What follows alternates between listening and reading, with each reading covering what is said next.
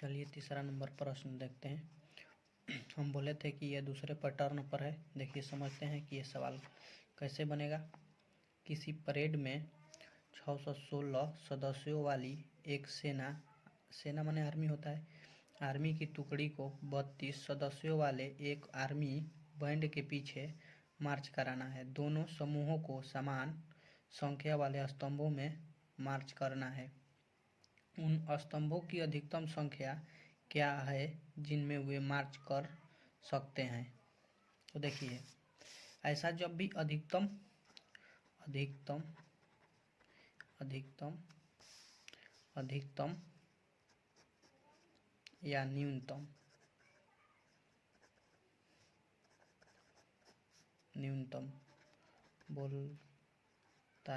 बोलता है तो हमें HCF निकालना होता है।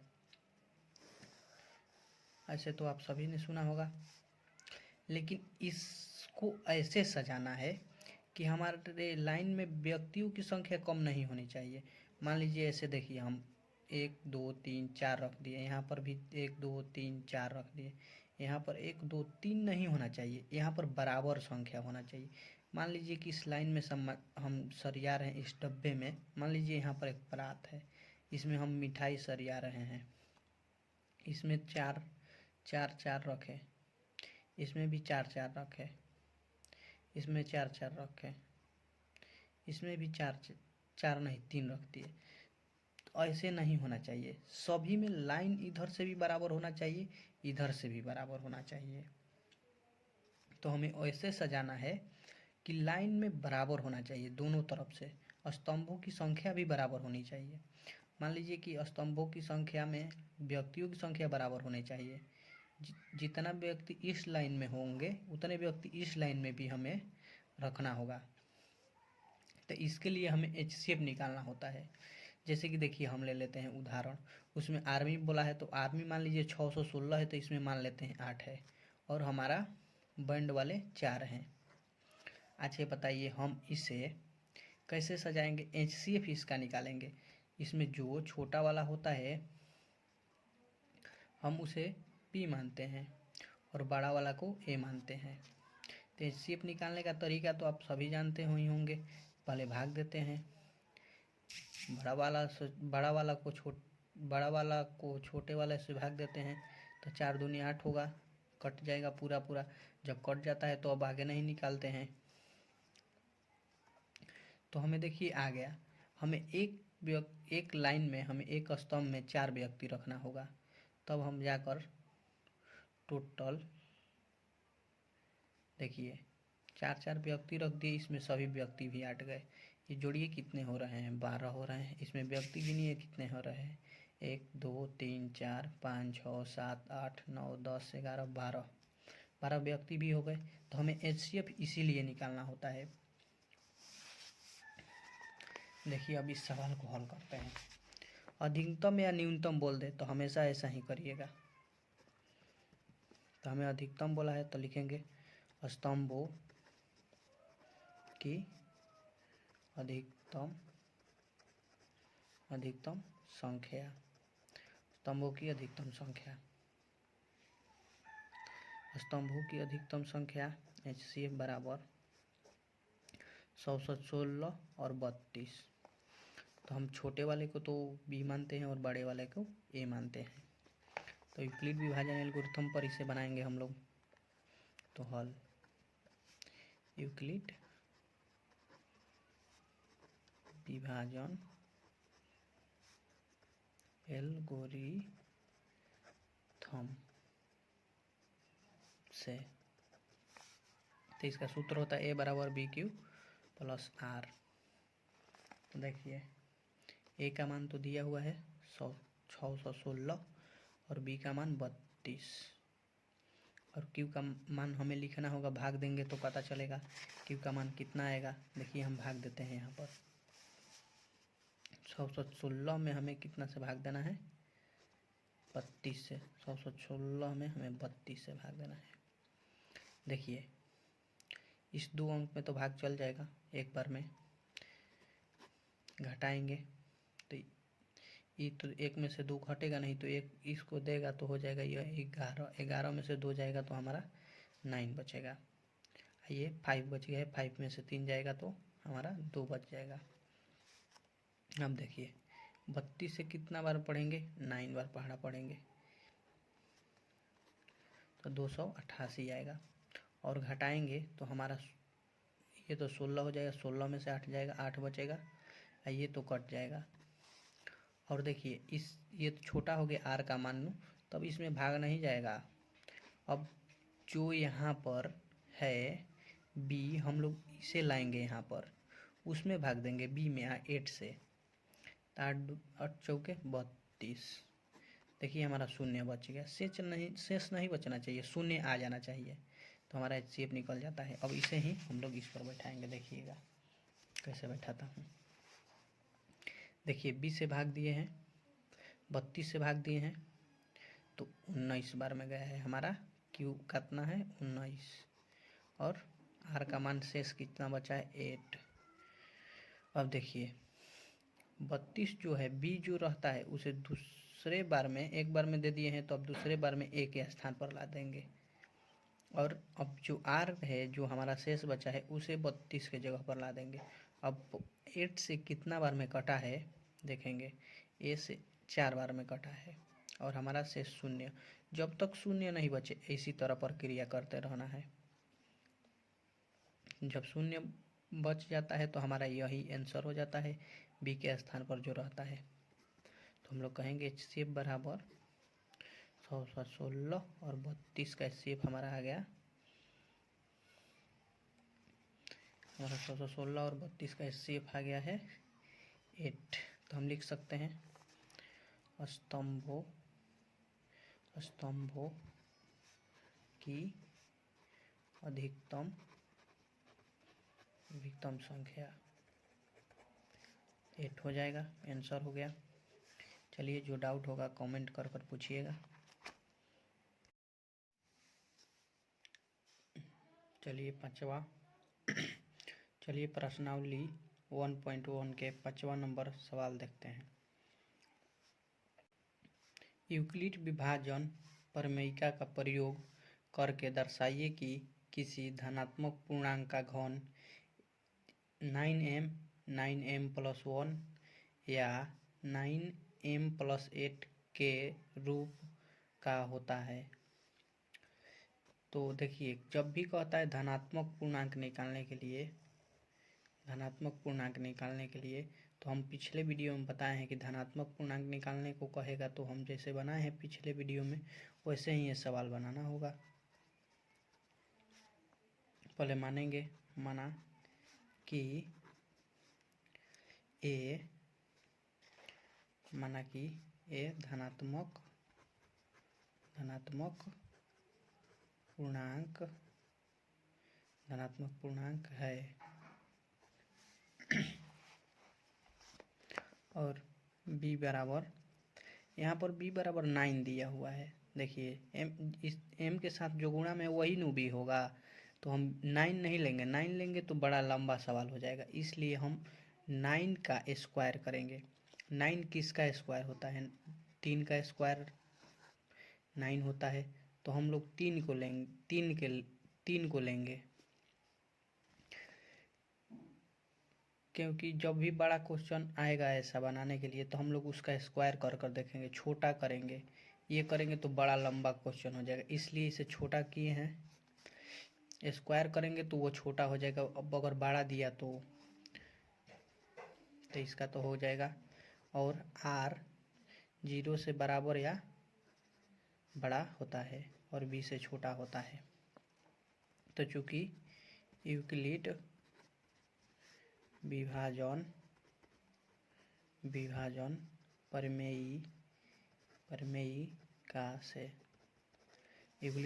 प्रमेयिका से a बराबर BQ प्लस r।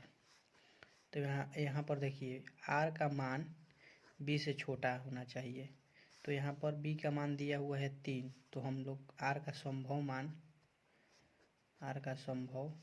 मान और 0 के बराबर दिया हुआ है, तो 0 को बराबर दिया हुआ है तो 0 ले सकते हैं, 1 और 2, 3 नहीं लेंगे क्योंकि b से छोटा होना चाहिए r का मान, और b का मान है 3, तो 3 से छोटा होना चाहिए। अब इसे हम बनाते हैं। जब r बराबर 0 होगा तो a बराबर b का मान तो दिया हुआ है, देखिए, तो यहाँ पर b का मान रखेंगे 3, और q का तो मान दिया नहीं है, और r का मान 0 दिया है। और देखिए सवाल में कहता है क्या, घन निकालने को बोला है, स्क्वायर नहीं निकालने को बोला है, घन निकालने को बोला है, तो हमें घन निकालना होगा। तो हम इसका घन करेंगे। घन का मतलब होता है किसी का भी पावर 3 हो जाना, तो a का पावर 3, और इसका भी करेंगे। 0 का तो 0 इसमें जोड़ेंगे तो यही रह जाएगा, और इसका घन तोड़ेंगे तो ये 3 हो जाएगा, a का पावर 3, और ये हो जाएगा 3 को करेंगे 3 हाली गुणा, 3 के स्क्वायर हाई हटाएंगे तो ये तो दोनों पर चढ़ेगा स्क्वायर, तो ये हो जाएगा 3 हाली गुणा में 3 के 9 और 9 तियाँ 27, 27 हो जाएगा। 27 के क्यू के पावर क्यू हो जाएगा हमारा, 27 के पावर क्यू हो जाएगा।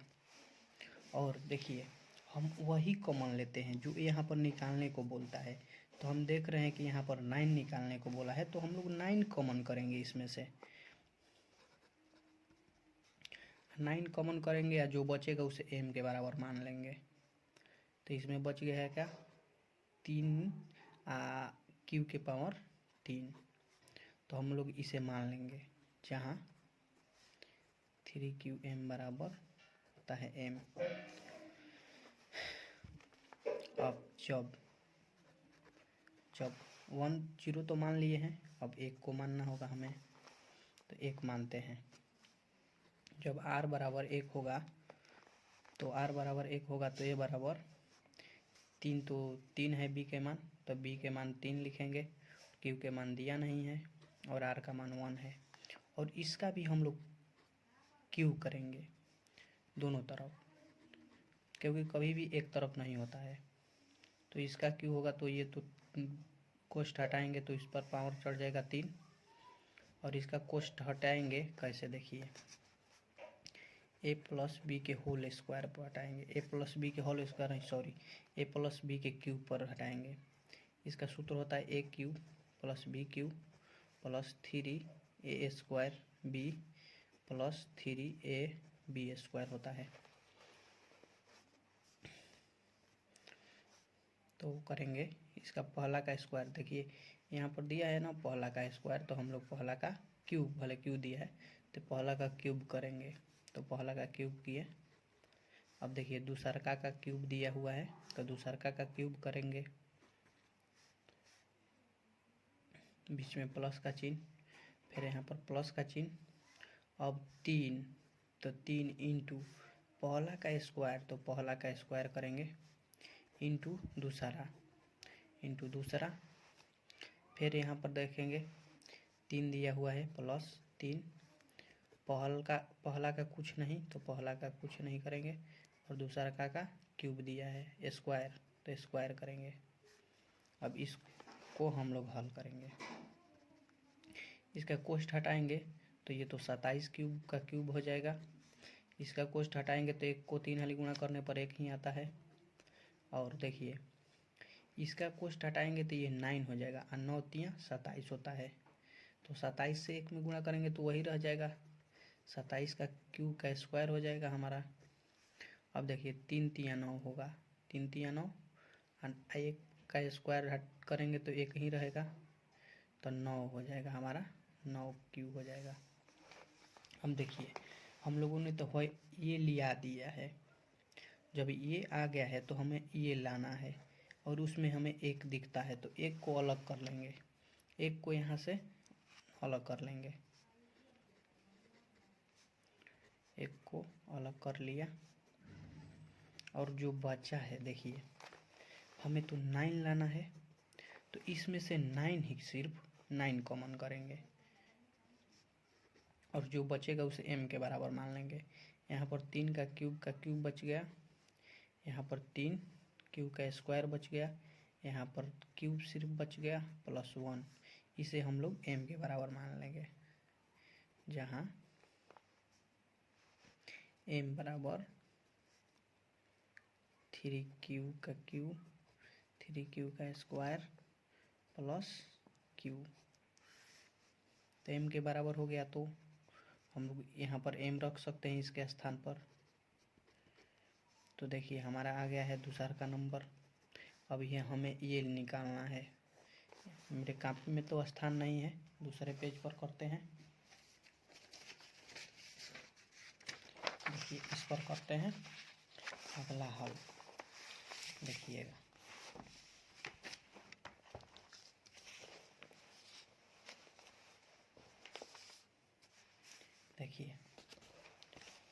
देखिए हम लोग तो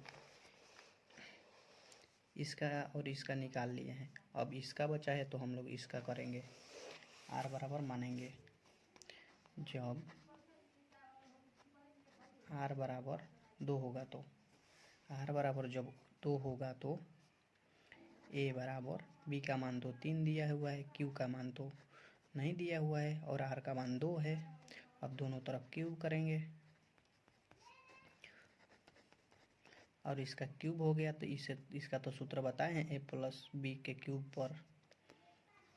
तो a क्यूब, इसका क्यूब हटाएंगे तो पहलका का क्यूब हो जाता है प्लस दूसरा का क्यूब हो जाता है प्लस 3 पहला का 3 इंटू पहला का स्क्वायर इंटू दूसरा प्लस 3 पहला इंटू दूसरा का स्क्वायर।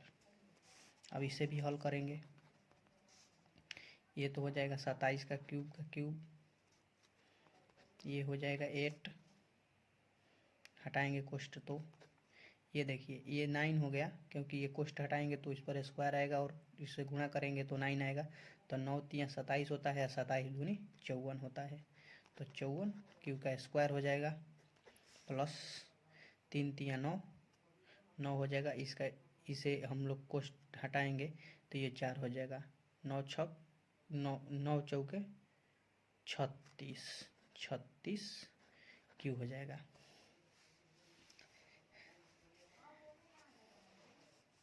अब देखिए हम लोग 8 को अलग हटाएंगे, क्योंकि 8 हमें लाना है तो 8 को अलग करेंगे। 8 को अलग कर लिया और इसमें से हम जो अब लाना है उसी को कॉमन करेंगे। हमें क्या लाना है, देखिए हमें क्या लाना है दिखाते हैं आप लोगों को।